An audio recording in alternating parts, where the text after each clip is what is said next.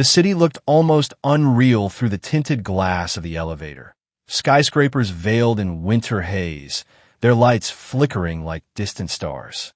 Belle stood beside Ethan, her fingers laced loosely with his, her heart beating a little too fast, a little too loud, though her face remained composed. She had learned composure from the man she was going to see. Her father had taught her how to hide fear with a smile, how to stand tall when her knees trembled, how to speak in rooms filled with sharper weapons than knives, words and intentions. They reached the top floor. Ethan squeezed her hand once, not to reassure her, no, to show solidarity. They didn't need reassurances anymore. They were past fear. The doors slid open. A long corridor stretched ahead, carpet soft as velvet, the walls lined with framed newspaper headlines. Silas Thorne becomes youngest CEO in sector. The Thorne empire expands into global markets. The man who owns tomorrow. Belle's father had always preferred fame delivered in ink and gold. At the end of the hall, double doors stood open, revealing the office. And there he was, Silas Thorne, tall, immaculate, not a hair out of place. His suit, charcoal silk. His watch, platinum. His posture, still the posture of a man who ruled. But Belle saw it now. The faint lines around the eyes. The slight weariness at the corners of his mouth. The weight of a legacy that was no longer enough. Not age, but erosion. Power erodes the powerful when they fear losing it. Silas looked at her. Not at Ethan. Not at their linked hands. At her. My daughter, he said softly, as if the word daughter fit his mouth like something he had long forgotten how to pronounce. Belle didn't bow her head.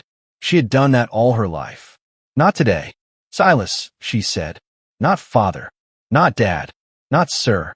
Silas's eyes did not flicker, but something inside him stopped moving for just 1 second. Ethan stepped forward, his presence quiet but unmistakably strong. Silas gave him a single, calculating glance. You may wait outside, Silas said calmly. No, Belle replied, before Ethan could speak. He stays. Silas allowed the smallest smile, thin and different. So you negotiate now, he murmured. Interesting. Belle walked further into the room, her steps slow and deliberate, stopping where sunlight spilled across the marble floor. You asked to meet, she said. So speak. Her father studied her the way a chess grandmaster studies a board, not looking at the pieces, but at possibilities. I raised you to lead empires, Silas said, to command, to dominate, to be feared if necessary, to be respected always. His gaze flicked to Ethan, then returned. Yet you walk away. Belle did not look away. You did not raise me to be loved, she said. You raised me to be useful. A flash of something, barely there, passed behind Silas's eyes. Ethan's jaw tightened, but he remained silent. His silence was loyalty, not passivity. You are my blood, Silas continued. You were meant to inherit everything I built. The world was prepared for you. Belle's voice was steady. The world was prepared for your version of me. Not mine. Silas walked slowly to the window, hands clasped behind him. You think you understand power, he said quietly. You think love will protect you. Love is a sentiment, a fleeting warmth. It is loyalty that rules the world, fear that sustains it, power that preserves it. Belle stepped closer, not intimidated, simply present. Love is the only thing that changes anything, she said. Fear decays. Power rots. Empires fall. Legacies turn to dust. Silas turned to face her fully. Love made your mother weak. The air thinned. Pain moved across Belle's face, but not shame. Understanding. You didn't lose her because she was weak, Belle said. You lost her because you refused to be human. Silas's eyes hardened like cooling steel. For the first time, Ethan spoke. You don't want her back, he said evenly. You want control of her. You want the symbol of her. You want the empire to kneel to you again through her presence. Silas looked at Ethan the way a lion looks at another predator. You believe you love her, Silas said. But when the cost rises, love breaks. It always breaks. Belle's hand tightened in Ethan's. Then watch, she said quietly. Watch us not break. Silas's jaw moved once, barely. Then he extended his hand, not to her, but toward a leather folder on his desk. He opened it, set one document before them. Belle's breath froze.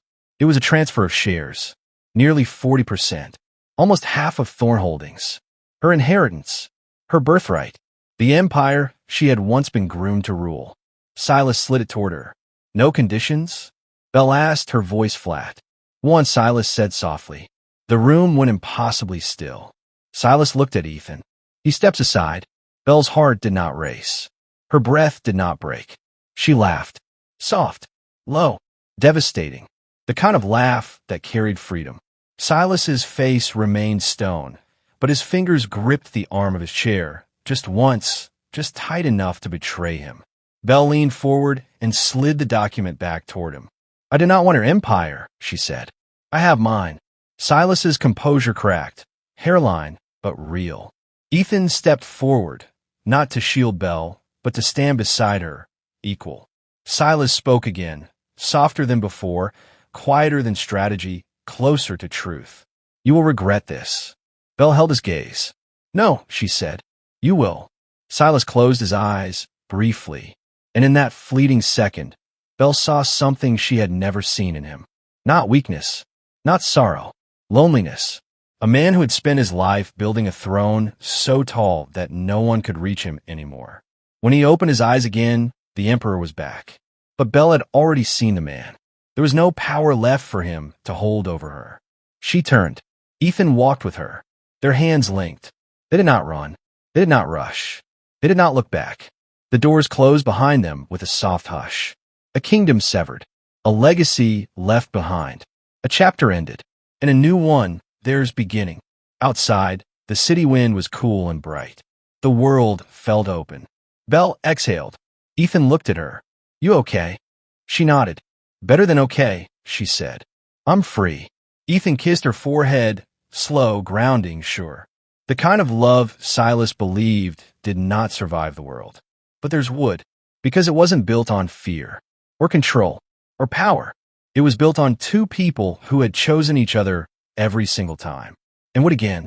The sky was beginning to darken when Ethan and Belle returned home. The driver stopped at the gates, and the mansion lights glowed like quiet embers against the evening. They didn't speak on the ride back. They didn't need to. Stillness itself had become a language between them. Inside, warmth greeted them, soft lights, polished wood, the faint sound of rain beginning again outside. The storm had followed them, but it no longer lived in them. Belle slipped out of her coat and handed it to the butler with a polite nod. Ethan rested his own jacket on a nearby chair and rolled his sleeves up slightly. A simple gesture, yet one that made him look less like a man who ruled boardrooms and more like the man who had offered his heart in a quiet room beneath the beating of her pulse. They walked toward the living room, where the fireplace crackled gently. Belle paused. Her hand had started shaking. Not fear, release. Everything she had kept strong inside her, every wall, every armor, every practiced breath of composure, had done its job. She had faced her father and left standing. But the cost of strength is always paid afterward. Ethan saw it instantly. He didn't ask if she was all right. He didn't ask what she needed. He simply stepped behind her, slid his arms around her waist, and pulled her gently back against his chest. Belle let out a breath that wasn't quite a sob, not quite a sigh, something in between. Ethan lowered his head so his cheek rested against her hair. You did something extraordinary today, he murmured. Belle's eyes closed. It didn't feel extraordinary, she whispered. It just felt necessary. That is what makes it extraordinary. He turned her around slowly. Her face lifted. Her eyes were clear, but tired. He can't touch you anymore, Ethan said softly. Belle nodded, but her voice came quiet. He'll try something. Yes, Ethan answered, without hesitation. Of course he will. Men like him don't lose gracefully. Belle's throat tightened. But we don't lose either, Ethan finished, his voice warm and steady. That was the difference between fear and strength. One shakes, the other stands. Belle stepped into him fully then, arms sliding around his torso, her forehead resting against his chest. Ethan's embrace was total, not just around her body, but around the very space she existed in. For a moment, the world could have burned, and they would not have noticed. Later, after dinner, simple, quiet, shared without heavy conversation, they found themselves on the balcony overlooking the garden. The rain had softened in a mist. The trees shimmered silver under the garden lamps. It looked like something out of a dream. Belle leaned against the railing. Ethan stood beside her, their shoulders brushing. "I spent my whole life trying to make him proud," Belle said suddenly. Ethan didn't interrupt. "And today," she continued, "I realized he was never actually looking at me. Just the version of me that made sense to him." Ethan turned slightly toward her. "And what about you?" he asked. Belle blinked softly. "What do you mean? What version of yourself did you want to be?" The question landed deeper than she expected. Belle looked out at the mist-covered garden, soft, quiet, unclaimed. "I want to be someone who chooses," she said, "not someone who is chosen for." Ethan's eyes warmed, quiet pride flickering like a flame. "You are," he said. "You chose your own life today." Belle breathed in slowly. "It still hurts," she admitted. "Of course," Ethan said. "Love doesn't stop just because it was unreturned. It just reshapes." Belle's chest tightened again, but this time not painfully. Honestly, softly, a new kind of truth. She looked up at him, this man who held her without ever once trying to own her. She lifted her hand and traced the line of his jaw with the back of her fingers. "Thank you," she whispered. Ethan caught her hand gently and pressed his lips to her palm. "Don't thank me for loving you," he murmured. "I do it freely." Her heart broke open all over again, but in the right way. She leaned up and kissed him. Slow, not the desperate, consuming kind of kiss that happens in moments of passion and fire. The kind of kiss that grows roots, that settles, that stays. He kissed her back with equal steadiness, one hand sliding to the base of her spine, grounding her. When they separated, she rested her forehead against his. "The world is going to move again tomorrow," Belle whispered. "Yes," Ethan said, "and my father will move with it." "Yes." Belle breathed once, deep, strong. "Then we move smarter." A small smile curved Ethan's mouth. "There she is," he whispered. "The strategist, the fighter, the woman who had survived an empire and stepped away from it stronger." Belle's eyes reflected firelight and rain. "I'm not afraid of him anymore," she said.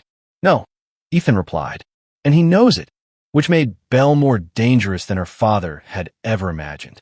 Storms do not terrify once you learn to stand in them. She wasn't the daughter of a tyrant anymore. She was a woman who had chosen her own world, with a man who didn't demand her obedience, only walked beside her. The rain stopped. A new quiet settled. Not the silence of tension or waiting, the silence of beginning. Morning came softly.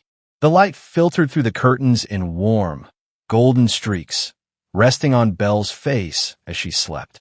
Ethan was already awake, propped up slightly on one elbow, watching her with quiet attentiveness. There was peace in the way she slept now. No lines of tension between her brows, no remnants of the tremor in her breath. Yesterday had not been a victory of noise. It had been a victory of choice. And choice changes everything.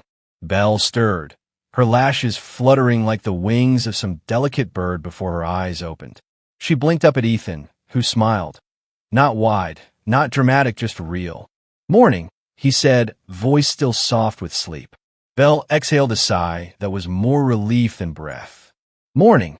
The world was waiting outside their door. Problems, strategies, moves, countermoves.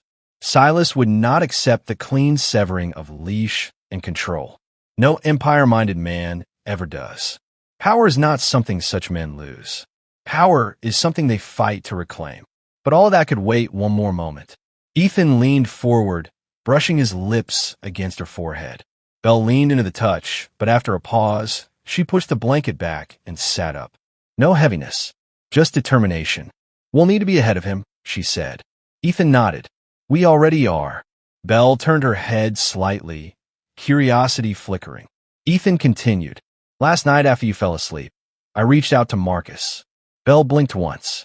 Marcus, formerly Silas's most trusted strategy director, until he saw what Silas had become. A man who now operated under Ethan quietly, efficiently, with devastating precision. "And," Belle asked, "he'll meet us this afternoon?" Discreetly, Belle nodded once. There was no fear in her face, only sharp, focused calm. This was not the girl raised to serve her father's empire. This was the woman building her own. Breakfast was simple: fresh fruit, honey yogurt, warm bread, and tea. Belle took it by the window, watching the garden. Rain from the night before clung to petals and leaves, making them shimmer. She lifted her teacup slowly. Ethan watched her from his seat beside her. "You're thinking about him," Ethan said, not accusing, not criticizing, just naming the truth. Belle nodded once. "It's strange," she admitted. "I don't want him to hurt. I don't want him to fall. I just want him to let me go." She paused. Her fingers tightened on the edge of her cup. "And that may be the one thing he can't do." Ethan leaned back in his chair, studying her. "You don't have to hate him," he said quietly, "but you don't have to save him either." Belle's eyes softened. "You're good at that," she murmured. "At what?" "Letting things be what they are." Ethan smiled faintly. "I had to learn. Life teaches what pride refuses to teach." Belle set the cup down and turned to him fully. "I'm learning too." And he believed her. They arrived at the private office 2 hours later. Not Ethan's public corporate headquarters, no. This was another building entirely, unseen by the press, unknown to the board, known only to a circle of trust so small it could be counted on one hand. The elevator opened into a room of glass and steel, quiet and polished. And Marcus was already there, seated at the large table, hands folded. He stood when they entered. "Belle," he greeted with a respectful nod. Belle nodded back. "Thank you for coming." Marcus had once carried the cold sharpness of a man shaped in Silas Thorne's shadow. But now his posture held something more human, something steadier. "I heard about yesterday," he said. "Of course you did," Ethan replied with a faint half-smile. Marcus didn't return it. His expression was serious. "Silas is already moving." Belle expected that. Her breath didn't change. "How?" she asked. "He's reaching out to board members, attempting to frame your departure as emotional instability. He's preparing to argue that any independent holdings you develop will be compromised by sentiment." Belle's jaw clenched, but only briefly. "He always believed emotion was weakness," she said. Marcus shook his head. "He believes emotion is unpredictable, which is worse." Ethan leaned forward slightly. "What else?" he asked. Marcus hesitated. "Then, he is calling in debts." That meant alliances, old loyalty, favors owed, influence built over decades. "He wants to rebuild the narrative before anyone else defines it," Marcus finished. Belle nodded. "Then we define it first." Marcus turned his gaze fully to her, evaluating, not her father's daughter, but Belle as she was now. "What story do you want the world to hear?" he asked. Belle did not hesitate. "That I walked away from power because I could build it myself." Marcus's eyes flickered. Respect settled there. "It will work," he said, "as long as you are seen." Belle exhaled slowly. "I'm ready to be seen." Ethan looked at her then, really looked at her, not as someone who needed protection, not anymore, but as someone who was stepping into something immense. "You'll need to speak publicly," Marcus said. "Press, investors, social platforms. You must become undeniable." Belle nodded again, calm, sure, but her voice, when she spoke, was low. "I don't want to become a symbol." Ethan reached across the table, fingertips brushing hers. "You won't be," he said. "You'll be a person who made a choice. And that's what will make people listen." Belle's eyes softened. A tiny, warm breath escaped her. "Then we start now." Marcus opened the folder in front of him, spreading documents, strategies, projected influence maps, timelines. But Belle lifted one paper, one with her name printed at the top. Her future corporation's registration draft. She read it once. Then she took the pen lying beside it. Her hand did not shake. She signed. Slow, precise, permanent. Marcus let out a controlled breath. "It's done," he said. No one cheered. No one celebrated. No applause. No triumph shouted in bright rooms. Just 3 people and a signature that shifted the gravity of the world. Belle sat back, letting the finality sink in. "It feels," she began. "Real," Ethan finished. Belle nodded. "Free." But freedom does not exist without shadow. Across the city, in an office of glass and marble and winter-cold silence, Silas Thorne sat alone at his desk. The transfer document sat before him, and signed, unwanted now, because it no longer mattered. He stared at it not with rage, with something deeper, something darker. Loss not of legacy, loss of legacy's meaning. He had built an empire so that his daughter would never kneel to the world. And now she had walked away from his protection, so that she would never kneel to him. He reached for a crystal glass and poured whiskey, the amber liquid catching the light like gold melted in a flame. He lifted the glass, but did not drink. His reflection stared back at him in the window, tall, powerful, untouchable, but alone. He lowered the glass, untouched. Very well, Silas murmured to the empty room, his voice calm, cold, final. If she wants a world of her own, a slow breath left him. I will show her what the world requires.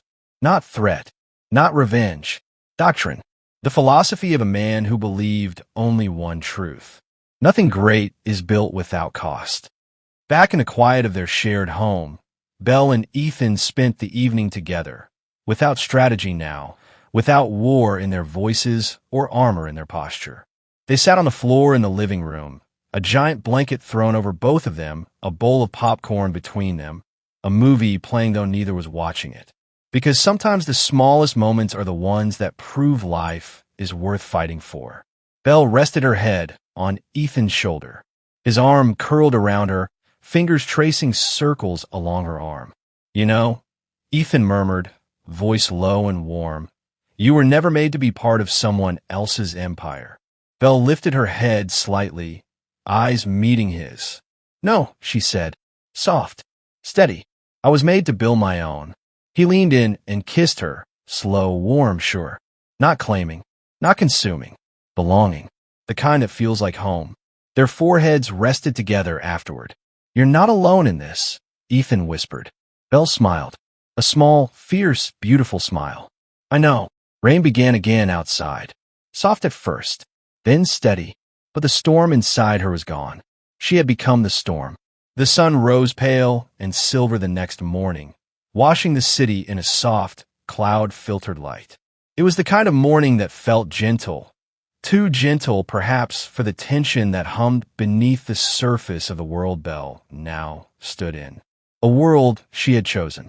Belle woke slowly, not with the shock of pressure nor the weight of dread, but with awareness.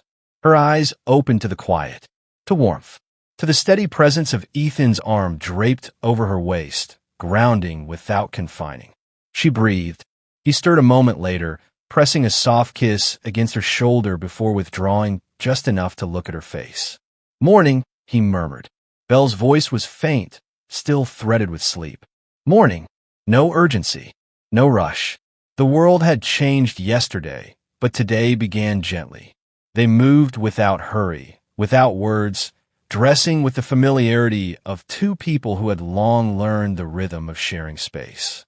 Belle tied her hair back loosely. Ethan stood behind her as she looked into the mirror. But he did not touch her. He simply stood with her. Because today was not about comfort. It was about stepping into the world she had chosen to build. Belle took a slow breath. Then she spoke. It's time. Ethan nodded. Yes. Downstairs, Marcus was already waiting. He stood beside the dining table, a leather folder tucked under one arm, a tablet in his hand. His posture was crisp, precise, military clean, but his eyes held something more human than any soldier's hardness. It begins today, Marcus said. Belle took her seat. Ethan sat beside her. What's our first move? Belle asked. Marcus tapped the tablet, and a large digital screen in the room flickered to life. It displayed a map of the city, networks of influence, company connections, investment flows, media outlets. Silas is using the board as leverage, Marcus said. He wants to create the narrative before you do. He will claim your decision was impulsive, emotional, that you are not prepared to lead anything. Belle's jaw tightened. The same old accusation, the same old wound, but it did not cut anymore. It only reminded her of how far she had come. And we counter with what? Ethan asked. Marcus turned to Belle. Not force, not arguments, not defense. Belle raised her eyebrows. Then what? Marcus smiled, thin, strategic, sharp. Visibility. He claims emotion? We show composure. He claims instability? We show clarity. He claims you are unprepared. Marcus slid the tablet across the table toward her. Then we launch your company today. Belle's breath caught. Only for a second. This was fast. This was bold. This was public. But she didn't flinch. Do we have the infrastructure ready? She asked. Marcus nodded. I've been preparing for months. We all have. Even before you walked away. Belle blinked. You knew, she whispered. Marcus nodded once. Yes. Why? She asked softly. Marcus's jaw tightened, shame and dignity woven together. Because I spent years watching him break the strongest people I knew, he said, and I wanted to see someone survive him. The silence that followed was not heavy. It was recognition. Belle nodded. Then let's begin. The next hours unfurled like a quiet storm of motion. Calls, signatures, foundational filings submitted, private contracts sealed, silent partners confirmed, web and corporate infrastructure activated, legal frameworks secured, not rushed, not frantic, prepared. Belle didn't rush through any of it. She read every document, asked precise questions, spoke with calm control. Ethan observed with quiet pride, but he did not interfere. He did not speak for her. He did not guide her hand. He followed her lead. By noon, the final button was pressed. The company existed. It had a name she chose. Clarity Holdings. Not an empire of control, an empire of choice. Marcus exhaled slowly. It is done. You are officially independent. Belle leaned back in her chair, not with exhaustion, with arrival. She had crossed a threshold. There was no going back. But across the city, Silas Thorne stood at his office window, phone to his ear, listening as one of his oldest allies delivered news he already expected. She launched, the voice said. The market is already reacting. Silas said nothing for a long moment. Then, so be it. He ended the call. His reflection stared back at him in the glass. Not angry, not defeated, not sentimental, calculating. Because the world does not break when a new empire is born. The world reshapes. And Silas Thorne had never been a man who surrendered the board when the game shifted. He stepped away from the window, coat already in hand. If Belle was going to build her own world, Silas would ensure that world learned what power costs. He did not move like a man who had lost. He moved like a man who had just begun. Back at the mansion, Belle and Ethan stood together on a balcony once more. The city stretched before them, vast, alive, endless. Belle's voice came quiet. He will come. Ethan nodded. Yes. Belle didn't look afraid. She didn't look uncertain. She looked steady. I'm not running from him anymore. Ethan turned to her, brushing a loose strand of hair back from her cheek. You're not running, he said. You're walking forward. Belle's chest rose with a breath that felt like dawn. And we walk together? She asked. Ethan's answer was simple. Always. Their fingers intertwined. Not as chains, as choice. In the distance, the city lights flickered awake. The sky shifted to dusk, and the world prepared for the quiet collision of two empires. One born of power, one born of freedom. The storm was not gone. It was just beginning. The city that night did not sleep. Lights glittered like constellations fallen to the ground.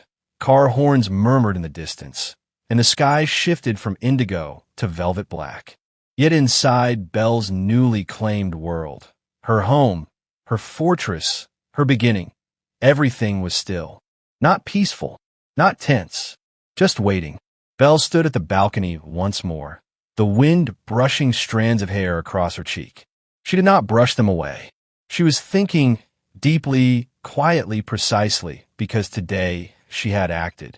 But tomorrow, the world would respond. Behind her, the glass door slid open. Ethan stepped out, wearing no expression of worry or warning. Only presence. Only steadiness.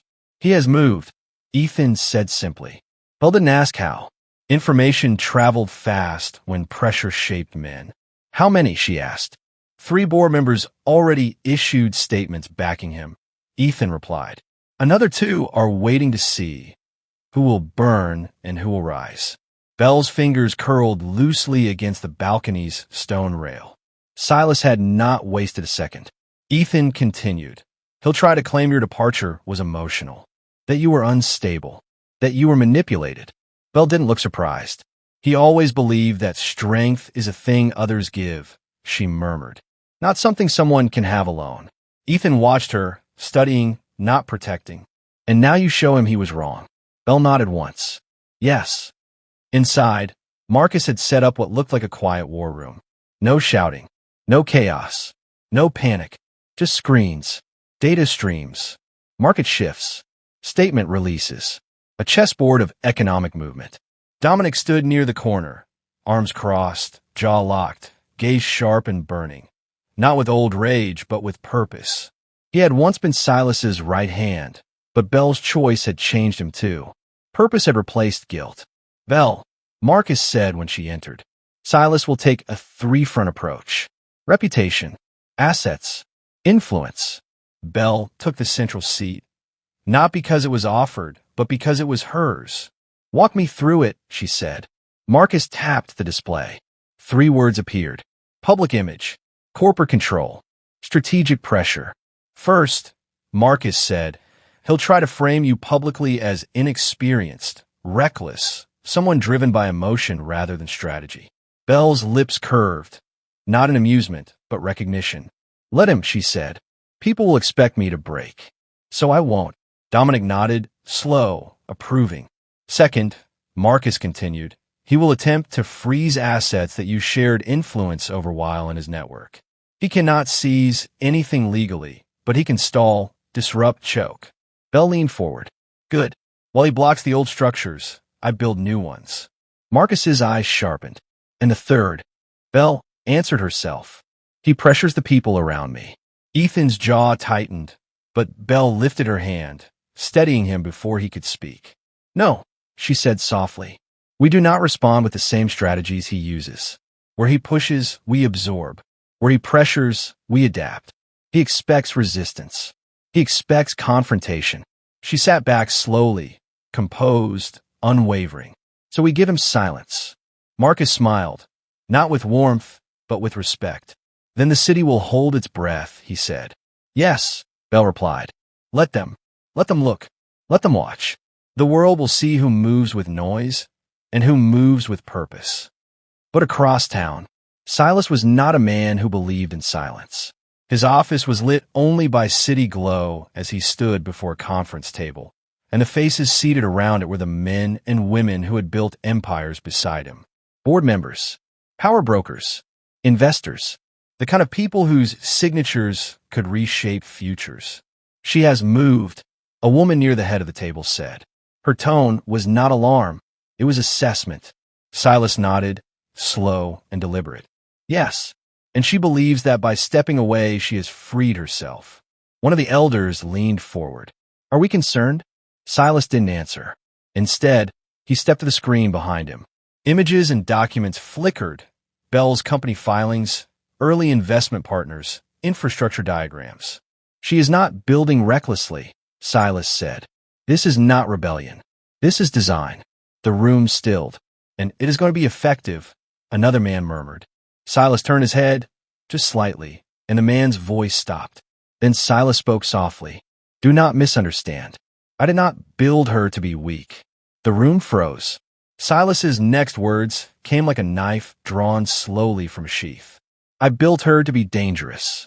The board members exchanged looks, subtle, waited. But, Silas continued, she is still learning. And learning always has a cost. He sat.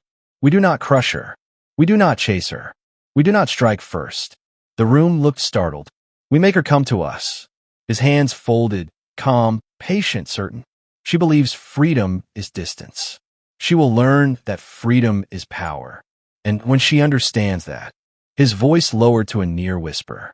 She will return, not defeated, not broken, but forged. Silas leaned back. And then she will take the seat beside me. No one spoke, because no one fully understood whether Silas was planning to reclaim her or create his equal. Meanwhile, Belle walked the halls of her home, alone, for the first time since making her choice. Not to escape, not to breathe, but to listen. Her footsteps were quiet on the polished floors. Every room here had witnessed a different version of her. The version who was afraid. The version who was broken. The version who found stillness. The version who began to rise. She reached the mirrored wall in the study. Her reflection stared back. Not the girl who survived. The woman who built. Belle spoke softly, to herself, not to ghosts. He does not understand me anymore. And that was the first advantage. A door opened behind her. Not loudly. Not intrusively. Ethan leaned against the frame. Not entering, not crowding her. Everyone is waiting, he said gently. Belle turned. Then let them. Ethan didn't smile, but something softened in his eyes. Are you ready? He asked. Belle did not hesitate. I was forged for this. They returned to the war room. Dominic stood straighter. Marcus moved aside, just enough for Belle to step forward. Screens illuminated her face in shifting bands of light. She placed both hands on the table. Her voice was soft, but unshakable. This is not a war. Not yet, Belle said. This is a test of who bends. And I do not bend. Marcus nodded. Dominic's jaw unclenched. Ethan's hand found the back of her chair. Not holding, not guiding, simply there. Belle continued. Silas will strike the moment he sees impatience. So we give him patience. He will look for fear. So we give him clarity. He will look for reaction. She lifted her chin. So we give him silence. Marcus exhaled. Dominic lowered his arms. Ethan's eyes warmed. Not pride, but recognition.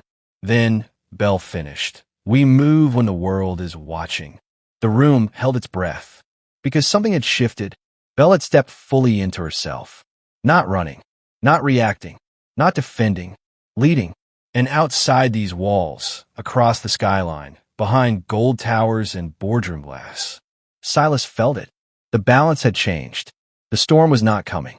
The storm was already here.